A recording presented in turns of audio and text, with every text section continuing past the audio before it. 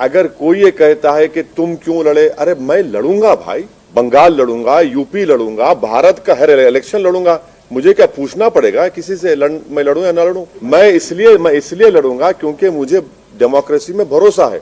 मैं इसलिए लड़ता हूं ताकि वो जो वॉइसलेस लोग हैं, जिनको डरा कर कुचल कर। अस्सलामु अलैकुम वरहमतुल्लाहि वबरकातुहू। मुहतरम नाज़रीन, इस्तक़बाल है आपका हमारे चैनल अल हिंद इस्लामिक के ऊपर।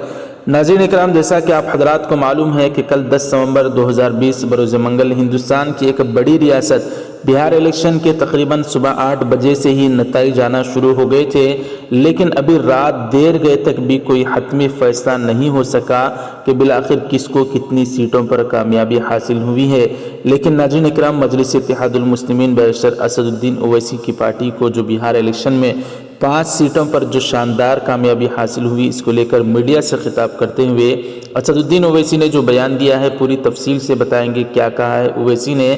लेकिन नाज़रीन इकराम, बिहार इलेक्शन के नताइज के मुतालिक जितनी तफसील मालूम हो सकी है वो आपकी खिदमत में उससे पहले रख दें तो नाज़रीन इकराम, बिहार असम्बली इंतखाबात के नताइज रात देर गए तक भी जारी नहीं किए गए। इलेक्शन कमीशन ने 1 बजे रात में प्रेस कॉन्फ्रेंस से खिताब करते हुए 243 असम्बली हलकों में अभी तक 223 नशिस्तों का ऐलान कर दिया है और 20 सीटों के लिए वोटिंग की अभी तक गिनती जारी है। ऐसे में नाज़रीन, इंडिया इत्तेहाद और महागठबंधन में कांटे की टक्कर चल रही है।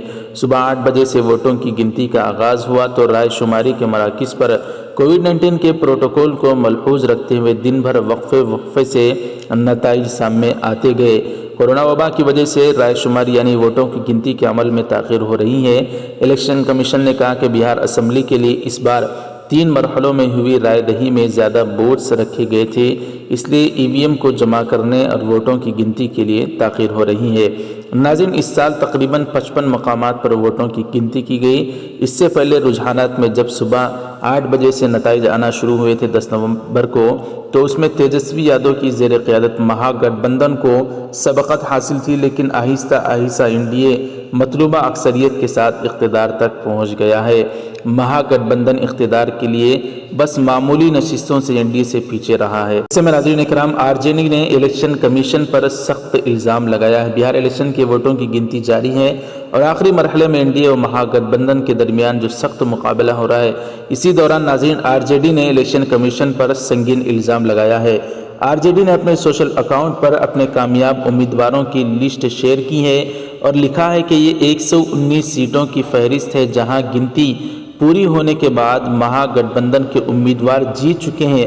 119 सीटों की फहरिस्त आरजेडी ने जारी की और कहा कि हम ही जीत चुके हैं, लेकिन रिटर्निंग ऑफिसर ने उन्हें जीत की मुबारकबादी भी दी, लेकिन अब सर्टिफिकेट देने से इनकार कर रहे हैं। कह रहे हैं कि आप हार गए हैं। इलेक्शन कमीशन ऑफ इंडिया की वेबसाइट पर भी उन्हें जीता हुआ दिखाया गया।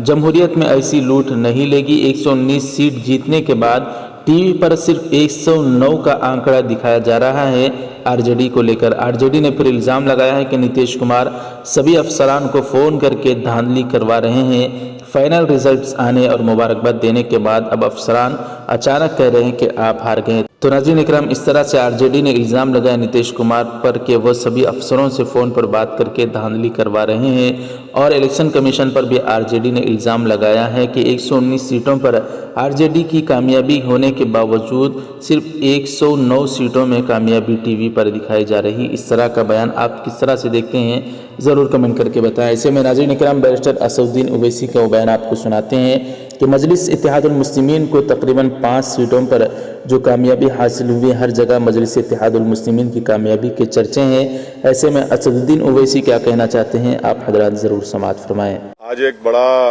खुशी और तारीखी दिन है हमारी पॉलिटिकल पार्टी के लिए कि बिहार प्रदेश में एमआईएम पार्टी को बिहार की जनता ने न सिर्फ अपने वोटों से बल्कि अपनी मोहब्बतों से इतना नवाजा कि मेरे पास अल्फाज नहीं है कि कैसे मैं उनका शुक्रिया अदा कर सकूं। मगर मैं सबसे पहले अल्लाह सुब्हाना व तआला का शुक्रिया अदा करता हूं कि अल्लाह के फजल व करम से मजलिस इत्तेहादुल मुस्लिमीन को एक तारीखी कामयाबी बिहार में मिली है। मैं साथ ही साथ हमारे बिहार प्रदेश के अध्यक्ष हैं जनाब अख्तरुल ईमान साहब का और जनरल सेक्रेटरी आफ्ताब साहब का मजलिस के उम्मीदवारों को कामयाब किया। और मैं उनको तयक़ुन देना चाहता हूं कि हमने हमेशा इस बात को कहा है कि जब हमने बिहार में अपनी सियासी सफ़र का आगाज़ किया تو ہم اس بات کا وعدہ کیے تھے اور آج بھی ہم یہ کہہ رہے ہیں کہ ہم سیمانچل سے انصاف کرائیں گے. سیمانچل کی سرزمین پر بسنے والوں سے پچھلے 60 سال سے انصاف نہیں ہوا. وہ نہ صرف بہار بلکہ پورے بھارت کا سب سے پچھڑا علاقہ ہے. اسی لیے سیمانچل سے انصاف کی لڑائی یہ جاری رہے گی.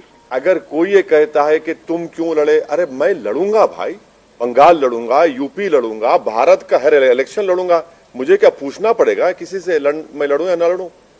میں اس لیے لڑوں گا کیونکہ مجھے ڈیموکریسی میں بھروسہ ہے. میں اس لیے لڑتا ہوں تاکہ وہ جو وائس لیس لوگ ہیں جن کو ڈرا کر کچل کر ان کا کام نہیں کیا جاتا، ان کی آواز بن کے ان کی لیڈرشپ کو پیدا کیا جائے. تو یہ تو خوش ہونا چاہیے نا کہ بھئی ہم بھارت کی جمہوریت میں، ڈیموکریسی میں کانفیڈنس کو بڑھا رہے ہیں. کیوں لڑے، کیسے لڑنا، کیا بھائی میں کسی کے ماتحت کام نہیں کرتا. میری پارٹی ہے، مجھے اختیار ہے اپنی پارٹی کو پھیلانے کا. 5 سال پہلے ہم 6 سیٹ پہ لڑے تھے، ایک پہ بھی کامیابی نہیں ملی. تب کس کا نقصان ہوا، کس کا فائدہ ہوا؟ جھارکھنڈ میں لڑا، 1 سیٹ نہیں جیت پایا، کس کا نقصان، کس کا فائدہ ہوا؟ مہاراشٹر ہم لڑے، آپ ہی جا کر بیٹھ گئے شیو سینا کے گود میں، ہم تو نہیں بیٹھے نا.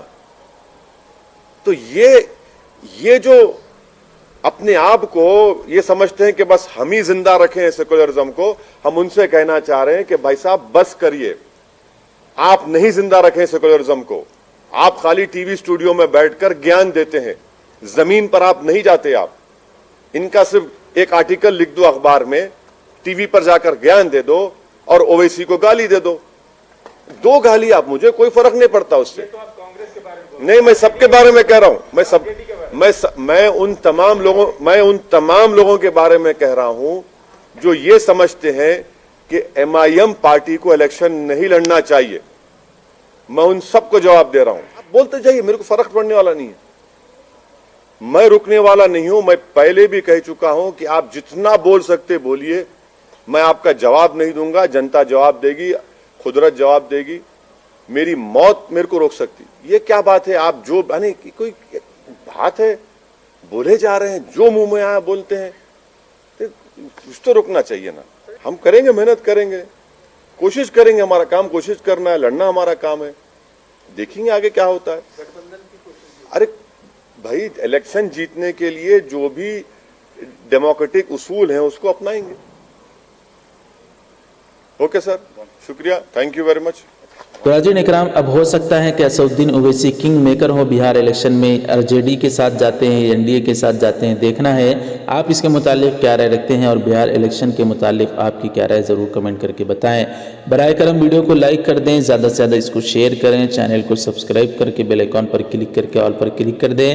ایسے ہی ہمارے دیگر سوشل میڈیا اکاؤنٹس کو فالو کرنا چاہتے ہیں تو ان سب کا لنک آپ کو ڈسکرپشن میں مل جائے گا، جا کر ضرور فالو کر لیں. جزاک اللہ، والسلام علیکم ورحمۃ اللہ وبرکاتہ.